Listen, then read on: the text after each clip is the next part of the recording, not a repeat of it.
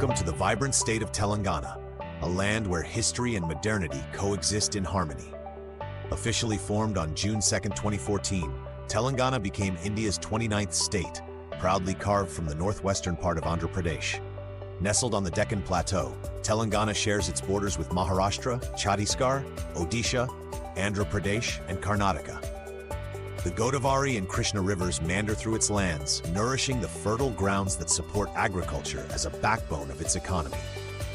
Telangana's cultural tapestry is as diverse as it is rich. Here, Hindu and Muslim traditions blend seamlessly, with Telugu as the melodic language spoken by its people. Hyderabad, the heart of Telangana, has emerged as a global hub for IT and pharmaceuticals, catapulting the state into economic prominence.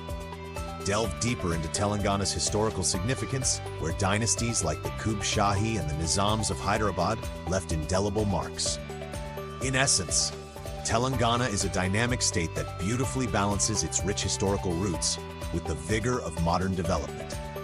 Thank you for joining us on this journey through Telangana, a state that truly embodies the spirit of India's diverse and vibrant heritage.